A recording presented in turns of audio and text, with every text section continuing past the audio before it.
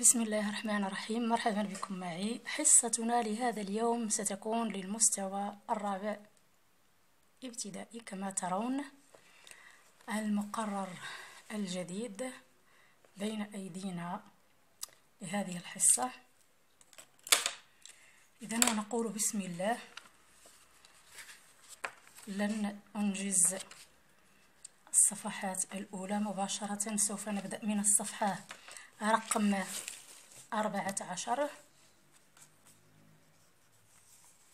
لأن هي بداية اليونيتي، أنا أحبذ العمل على حسب اليونيتي، وكما ترون يعني التلاميذ والأساتذة سيكون قد وصلوا للصفحات لأنه لم يكن لدي الكتب والمقررات. الآن نبدأ. Le Maroc, pays carrefour à la croisée de l'Europe et de l'Afrique, bordé par la Méditerranée ouvrant sur l'Atlantique. Le Maroc est un carrefour. إذن هنا المغرب هو ملتقى الطرق. كارفور ملتقى الطرق. إذن في ملتقى أوروبا وإفريقيا محدودا بالبحر الأبيض المتوسط ومنفتحا على الأطلنطيكي أو الأطلسي. المغرب هو ملتقى الطرق. وفعلا نعود إلى دروس التاريخ. Dans ces terres, vous découvriez les vestiges des plus grandes civilisations méditerranéennes. Au nord se dressent les ruines romaines de Volubulus.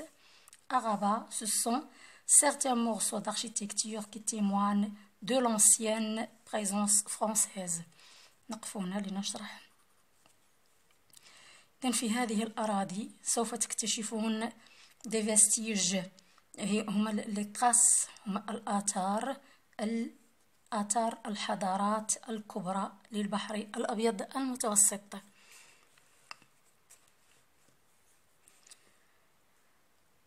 إذن au nord se dressent les ruines romaines. Le nord هو عندنا لو سود لو نور، الشمال تنتصب بقايا الرومانية في مدينة وليلي في الرباط. هنالك آثار وقطع من الفن المعماري التي تشهد على الحضارة الفرنسية. ça veut dire romaine et non pas française spécialement، لكن الحضارة الرومانية. إذن partout ailleurs les trésors des civilisations amazighes, arabes et islamiques. إذن في كل مكان هنالك الكنوز أو كنوز الحضارات الأمازيغية والعربية والإسلامية. La Casbah de Oudaya. Ici, les étendues verdoyantes des jardins de la Ménara. إذن هنا قصبة الوداية، وهناك تمتد حدائق المنارة الغناء أو المخضرة. verdoyante ça vient du mot verdure. إذن donc هذه القطعة نشير فقط إلى d'après l'Office national marocain du tourisme 2019. إذن نمر إلى هنا. هذا الشرح لن أطيل فيه الفيديو. نمر إلى الأجوبة. Quels sont les monuments représentés dans l'image؟ ننظر إلى ما هي الآثار التي تظهر معنا في الصورة.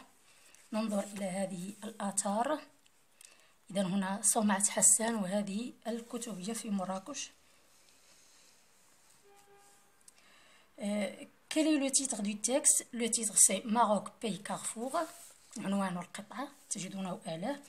D'après le titre et l'image, de quoi parlera le texte؟ إذن حسب العنوان والقطعة عن ماذا يتكلم هذا النص؟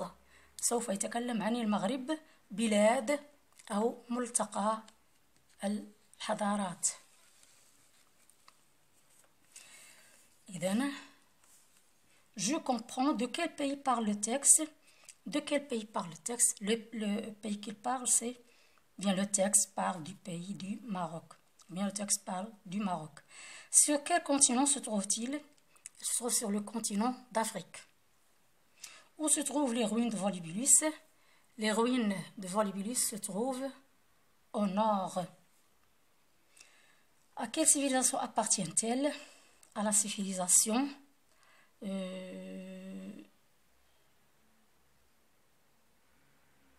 romaine. Pardon, إذا هنا la civilisation romaine أخطأت في هذه. إذا la civilisation française. إذا هنا les ruines romaines se trouvent à Volubilis, pendant que les ruines françaises se trouvent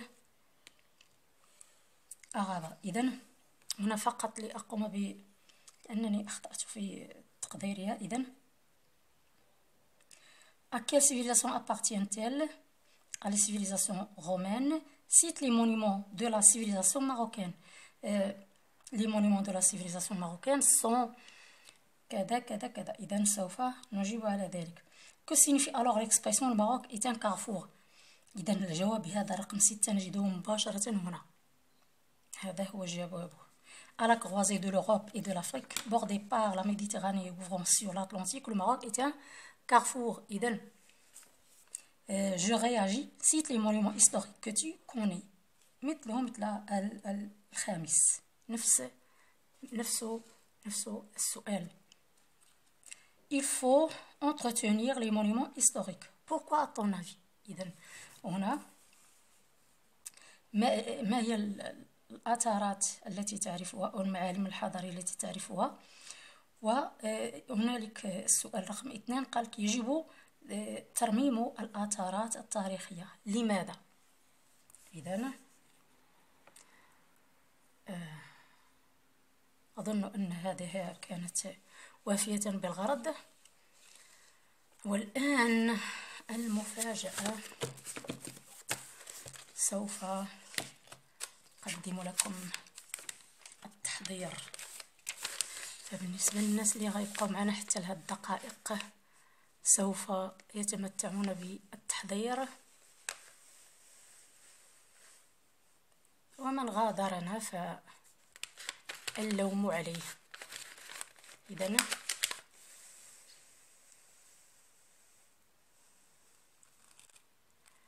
هذا هو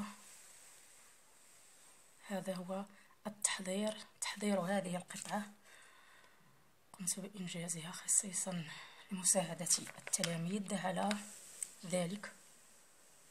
إذن دمتم في رعاية الله. لا تنسونا من الإعجاب ومشاركة الفيديو، وفرجة ممتعة وفائدة. أمتع. إلى اللقاء.